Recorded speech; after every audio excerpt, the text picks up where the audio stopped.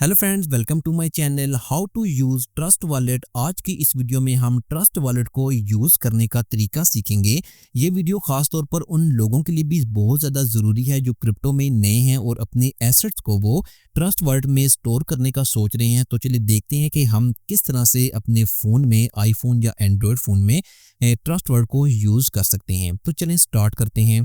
आपने trust wallet को अपने फ़ोन में ओपन कर लेना है। ओपन करने के बाद आप यहाँ पर होम स्क्रीन पर आ जाएंगे। पहले तो ये देख लेते हैं कि हम किस तरह से यहाँ पर किसी भी क्रिप्टो कॉइन को रिसीव कर सकते हैं। जो भी क्रिप्टो कॉइन आपने रिसीव करना है वो आपने पहले सेलेक्ट कर लेना है। सेलेक्ट करने के बाद यहाँ पर आपने रिसीव बटन पर क्लिक करना है। तो आपके सामने यहाँ पर डिपॉजिट एड्रेस आ जाएगा। आपने इस डिपॉजिट एड्रेस पर क्रिप्टो कॉइन जो है वो रिसीव करने हैं। आपने ये एड्रेस जो है वो शेयर करना है और वहाँ से आपने एक्सचेंज से या किसी भी पर्सन से इस एड्रेस पर आपने क्रिप्टो कॉइन्स को यहाँ पर रिसीव कर लेना है। अगर तो कोई कॉइन आपको यहाँ पर होम पेज पर नज़र नहीं आ रहा तो आपने क्या करना है कि आपने मैनेज क्रिप्टो पे जाना है और जो कॉइन आपने यहाँ पर डिपॉजिट करने हैं वो यहाँ से आपने इनेबल कर लेने हैं। जैसे कि मैं BNB, सोलाना या डॉज कॉइन, TRS कॉइन, जो भी कॉइन आपको यहाँ पर होम पेज पर नज़र नहीं आ रहा तो पहले आपने यहाँ से इनेबल कर लेना है। इनेबल करने के बाद होम स्क्रीन पर वो उसकी लिस्ट आपको नज़र आ जाएगी। जैसे कि यहाँ पर मैं ट्रोन को रिसीव करना चाहता हूँ तो यहाँ पर क्लिक करूँगा और इसका जो रिसीव बटन पर क्लिक करूँगा और इस एड्रेस पर मैं क्रिप्टो कॉइन को रिसीव कर लूँगा। तो इस तरह से आप रिसीव कर सकते हैं। और अगर आपने क्रिप्टो कॉइन को किसी दूसरे पर्सन को या एक्सचेंज में ट्रांसफ़र करने हैं तो सिंपल है, आपने उस कॉइन को आपने सेलेक्ट करना है। सेलेक्ट करने के बाद आपने सेंड बटन पर क्लिक करना है। यहाँ पर आपने डिपॉजिट एड्रेस पेस्ट करना है। यहाँ पर आपने अमाउंट लिखनी है। अगर मेमो का ऑप्शन है तो दें और उसके बाद नेक्स्ट करेंगे तो वो कॉइन जो होगा वो आपके वॉलेट से ट्रांसफ़र हो जाएगा। ठीक है ना, इस तरह से आपने रिसीव करना है और यहाँ से आपने ट्रांसफ़र करने हैं। इसके बाद यहाँ पर NFT का ऑप्शन है। यहाँ पर अगर NFT रिसीव करनी है तो आपको यहाँ पर इसका ऑप्शन भी दिया गया है। इसके अलावा आप डायरेक्ट अपने वॉलेट में क्रिप्टो बाय भी कर सकते हैं। जैसे कि यहाँ पर बाय का ऑप्शन दिया गया है, यहाँ पर क्लिक करेंगे। यहाँ पर आपने डॉलर में क्वांटिटी टाइप करनी है और इसके बाद यहाँ पर आपको P2P का ऑप्शन दिया गया है। इसके अलावा कार्ड का ऑप्शन है, गूगल पे का ऑप्शन है, आप यहाँ से बाय कर सकते हैं। इसके अलावा यहाँ पर आपको आगे सेल का ऑप्शन भी दिया गया है। मैं आपको सेल का नहीं कहूँगा क्योंकि मैंने अभी तक इसको यहाँ पर सेल नहीं किया, तो इसकी जो डिटेल है वो मैं आपको सही तरह से नहीं दे सकता। इसके अलावा यहाँ पर बैलेंस को हाइड और अनहाइड कर सकते हैं। और यहाँ पर ऊपर आपको मेन वॉलेट का ऑप्शन दिया गया है। यहाँ पर अगर क्लिक करेंगे तो इसके बाद यहाँ पर नीचे आपको ऐड वॉलेट का एक बटन नजर आएगा। आपने ऐड वॉलेट पर जाना है तो यहाँ पर आपको दो ऑप्शन दिए गए हैं। एक है क्रिएट न्यू वॉलेट और सेकंड है ऐड एग्जिस्टिंग वॉलेट। अगर आप यहाँ पर एक नया वॉलेट बनाना चाहते हैं तो यहाँ से नया वॉलेट बना सकते हैं। अगर आपका पहले से वॉलेट है और उसके जो सीक्रेट फ्रेजेस हैं वो आपके पास हैं तो यहाँ पर आप वो वॉलेट रीस्टोर भी कर सकते हैं।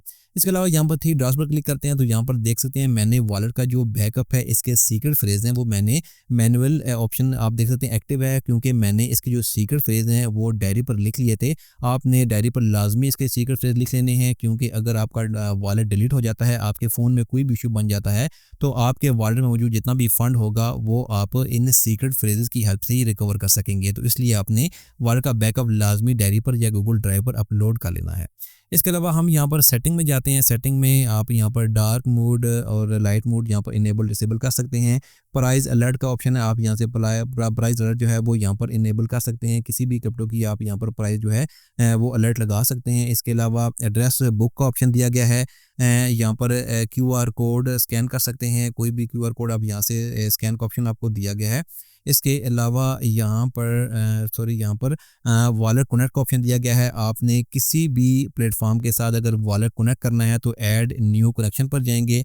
यहाँ से आपने QR कोड को स्कैन करना है तो आपका वॉलेट उस प्लेटफॉर्म के साथ कनेक्ट हो जाएगा।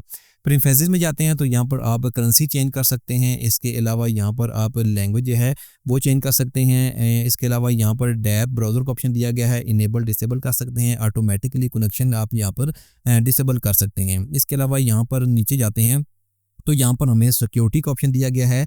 सिक्योरिटी यहाँ पर पासकोड का ऑप्शन है, मैंने पासकोड इनेबल नहीं किया हुआ। आपने अगर पासकोड इनेबल करना है तो यहाँ पर वॉलेट को अनलॉक करने के लिए पासकोड को आपने इनेबल कर लेना है। नोटिफिकेशन को आप यहाँ से इनेबल डिसेबल कर सकते हैं। नीचे हेल्प सेंटर है और कुछ यहाँ पर नीचे सोशल मीडिया हैंडल्स हैं, जैसे कि एक्स है, ट्विटर है, टेलीग्राम है, वो आप यहाँ से इनके सोशल मीडिया को फॉलो कर सकते हैं। इसके अलावा हम दोबारा से होम पेज पर जाते हैं। होम पेज पर जाने के बाद यहाँ पर आप इसकी जितनी भी ट्रांजैक्शन हिस्ट्री है वो देख सकते हैं। जितने भी कॉइन्स आपने सेंड किए हैं, रिसीव किए हैं, तमाम ट्रांजैक्शन हिस्ट्री आपको यहाँ पर नज़र आ जाएगी।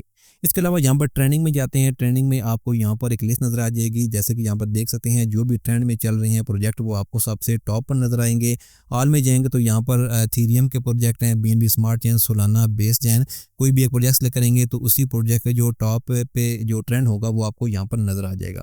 स्वैप में जाते हैं। स्वैप में आपने या क्लिक करना है तो यहाँ पर BNB से किसी भी कॉइन में आप स्वैप कर सकते हैं।